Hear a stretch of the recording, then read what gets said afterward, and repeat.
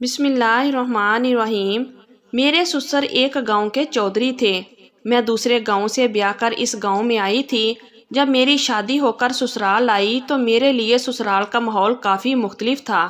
میں نے اپنے مائکے میں اپنے والدین کو ہمیشہ دھیمے لہجے میں آپس میں بات کرتے سنا تھا۔ میرے والدین بچوں سے نرمی سے ہی بات کرتے تھے، لیکن میرے سسر کی روب دار آواز سن کر پہلے چکرا کر رہ گئی۔ وہ نارمل بات بھی یوں کرتے تھے جیسے ڈانٹ رہے ہوں۔ میرے شوہر اور ساس دونوں ہی سسر سے ڈرتے تھے۔ جیسے ہی وہ حویلی میں داخل ہوتے، سب سے پہلے نوکروں پر برسنے لگتے۔ لاؤنج میں آتے تو فوراً سے میری ساس ٹی وی بند کر دیتی۔ پورے لاؤنج میں سناٹا چھا جاتا۔ پہلے پہل تو میں بھی سسر سے بے حد گھبرائی سی رہتی تھی۔ اکثر ان کو چائے کا کپ پکڑاتے ہوئے میرے ہاتھوں میں واضح لرزش سی ہونے لگتی تھی۔ جب تک میرے سسر گھر پر رہتے، ہم سب خواتین کی جان سولی پر ٹنگی ہوئی ہوتی، کیونکہ وہ غصے کے بہت تیز تھے۔ میرے شوہر ان کے اکلوتے بیٹے تھے، اور جہاں میں بیاہ کر آئی تھی وہاں یہ رواج تھا کہ مرد ایک سے زیادہ شادیاں لازمی کرتے ہیں۔ یہ بات مجھے شادی سے پہلے ہی معلوم تھی۔ میں ایک جاگیردار گھرانے میں بیاہ کر آئی تھی، جہاں دولت کی ریل پیل تھی۔ دوسری شادی کرنا ان کے لیے کوئی مشکل امر تو تھا نہیں، لیکن میری خوش قسمتی یہ تھی کہ میں حسن میں اپنی مثال آپ تھی۔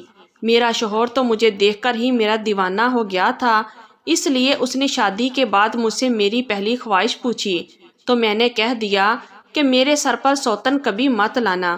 میرے شوہر نے مسکراتے ہوئے مجھ سے یہ وعدہ کر لیا تھا، اس لیے میں مطمئن تھی کہ وہ کبھی بھی دوسری شادی نہیں کرے گا۔ میرے لیے کچھ باتیں ناقابل فہم سی تھیں۔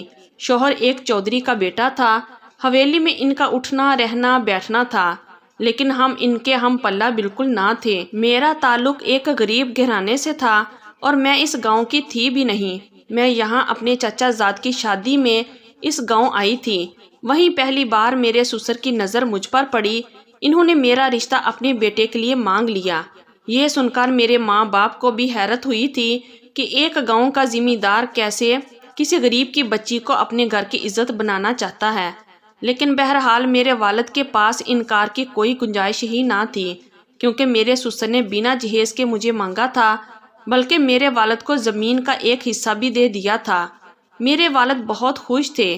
یہ سب سن کر اور دیکھ کر میں بے یقینی سی تھی۔ ایسا کیسے ممکن ہے میں ایک غریب کسان کی بیٹی اتنے بڑے جاگیردار کی بہو بن جاؤں؟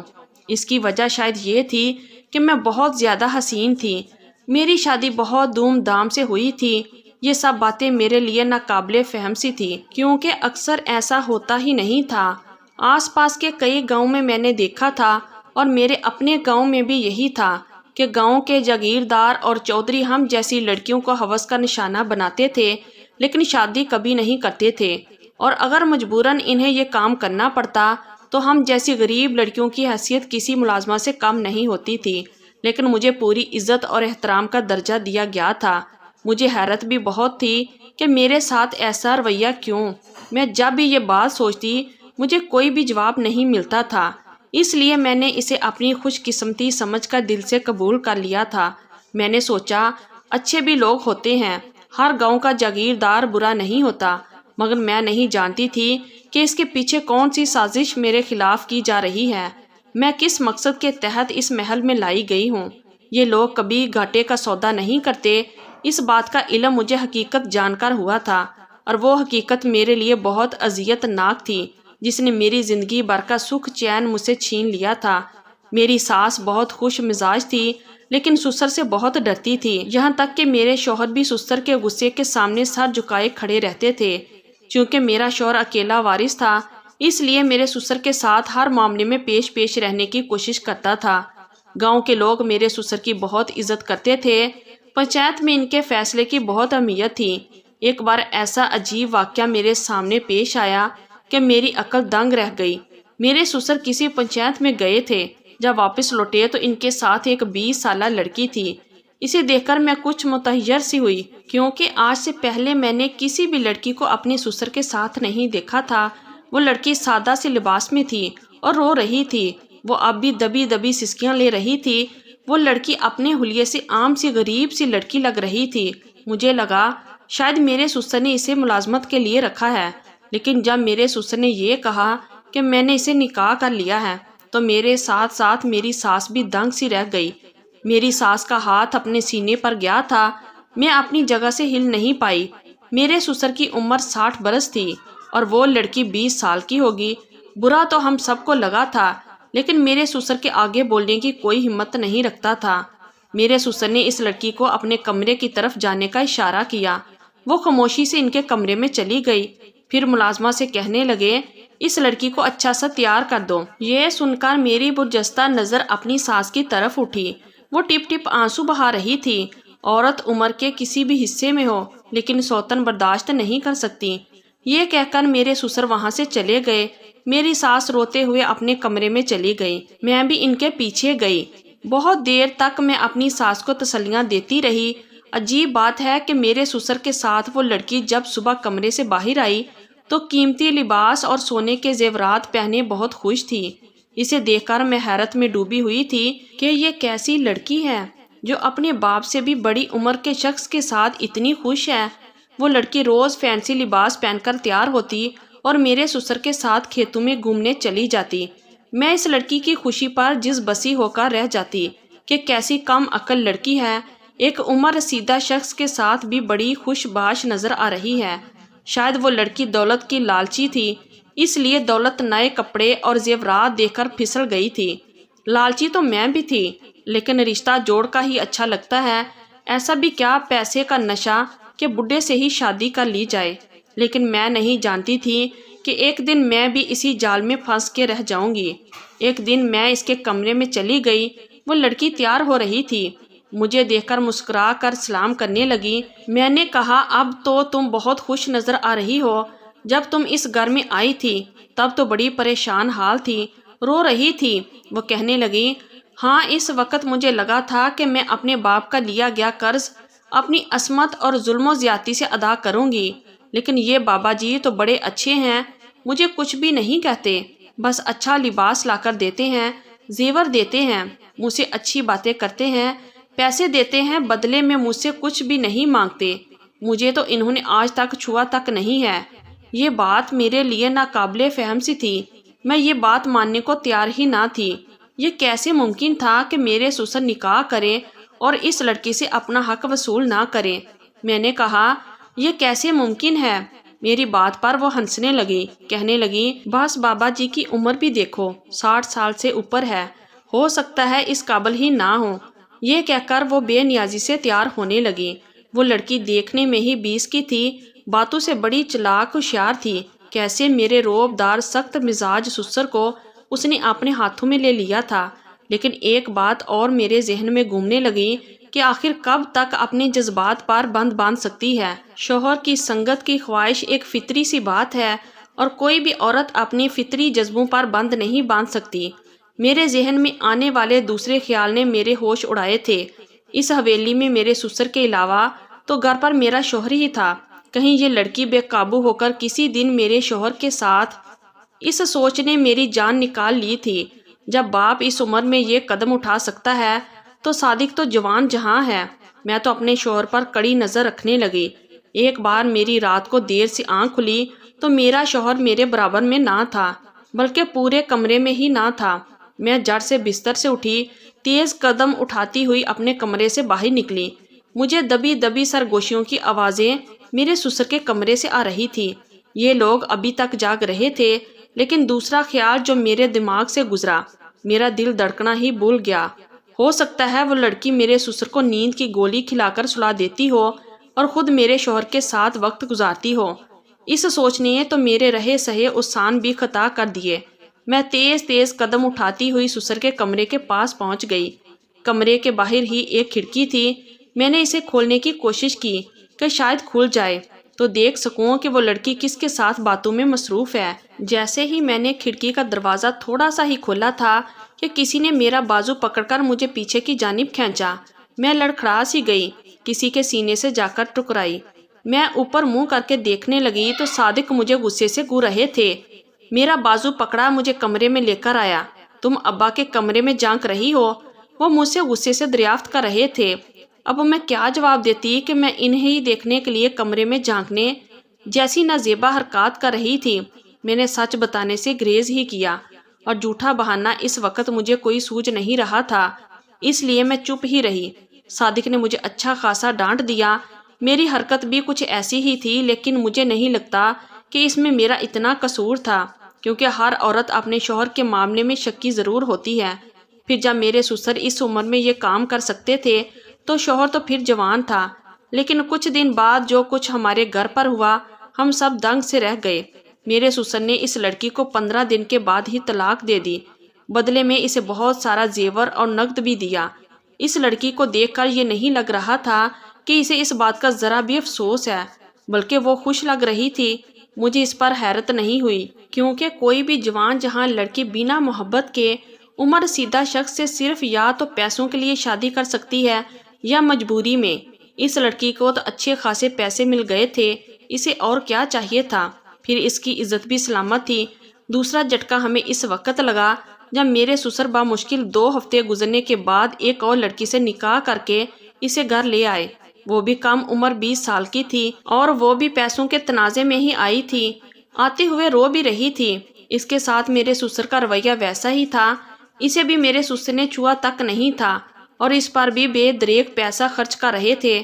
ہر چیز کے مالک میرے سسر تھے، اس لیے میرے شوہر کو بس ایک مناسب خرچہ ہی ملتا تھا۔ میں حویلی کی بہو ہونے کے باوجود عیاشی کی زندگی نہیں گزار رہی تھی جیسی عیش وہ لڑکیاں کر رہی تھی۔ مجھے تو یہ شب ہونے لگا تھا میرا سسر اس عمر میں سیٹا گیا ہے جو بچوں کو دینے کے بجائے اپنا پیسہ ان لڑکیوں پر لٹا رہا ہے۔ 15 دن بعد وہ اس لڑکی کو بھی طلاق دے چکے تھے، اسے بھی خوب زیور اور پیسہ دے کر بھیج دیا۔ میرا شوہر بھی یہ سب دیکھ رہا تھا کہ سسر ایک ماہ میں لاکھوں روپے برباد کر چکے تھے۔ اس لیے جب سسر نے تیسری بار بھی یہی حرکت کی تو میرا شوہر بول اٹھا کہ آپ کیوں اس طرح سے اپنا پیسہ برباد کر رہے ہیں؟ میرا سسر کہنے لگا، یہ سب میں نے کمایا ہے، اس لیے تم سوال کا حق نہیں رکھتے، میں جو چاہے کروں۔ یہ کہہ کر وہ اپنی تیسری بیوی کو بھی کمرے میں لے گئے اور میرے شوہر کا خرچہ اور بھی کم کر دیا۔ سب کچھ میرے سسر کے اکاؤنٹ میں تھا، ہر چیز سسر کے نام پر تھی، اس لیے میرا شوہر غصے سے بیچو تاب کھا کے رہ گیا۔ موسم گرما شروع ہوا تو میں نے اپنے شوہر سے کپڑے لانے کے لیے کہا تو وہ کہنے لگا کہ مجھے ابا نے پیسے دینا چھوڑ دیے ہیں، تم خود مانگ لو۔ لیکن جب میں نے ان سے کہا تو انہوں نے مجھے 25,000 روپے دے دیے، کہنے لگے اور بھی چاہیے ہوں تو مانگ لینا۔ میں تو بے حد خوش ہو گئی، میرے سسر تو مجھ پر مہربان تھے، مجھے تو یقین ہی نہیں آ رہا تھا۔ اب تو میرے سسر آئے دن مجھ پر عنایتیں کرنے لگے، کبھی پیسے دے دیتے، کبھی سونے کی چین مجھے پکڑا دیتے۔ میں جس ماحول سے آئی تھی میں نے ساری زندگی تنگی دیکھی تھی، اس لیے مجھے یہ سب کچھ بہت اچھا لگ رہا تھا، لیکن میں نہیں جانتی تھی ان سب مہربانیوں کی قیمت عورت کس طرح سے چکاتی ہے۔ میں نے وہ سونے کی چین اپنے گلے میں پہن لی، میں بہت خوش تھی۔ رات کو جب میرے شوہر آئے تو میں نے انہیں بھی وہ چین دکھائی جو میرے سسر نے دی تھی۔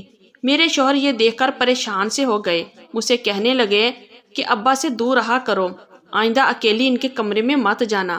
مجھے اپنے شوہر کی یہ بات عجیب سی لگی، وہ ان کے والد تھے اور میرے سسر، اور سسر باپ کی جگہ ہوتے ہیں، میں تو ایسا سوچ بھی نہیں سکتی تھی۔ لیکن جس طرح سے سخت لہجے میں مجھ سے صادق نے کہا تھا، میں چپ سی ہو گئی۔ میرے سسر آج کل بہت خوش تھے، مجھے لگا کہ شاید اب وہ چوتھی شادی کر کے ایک اور لڑکی لانے والے ہیں۔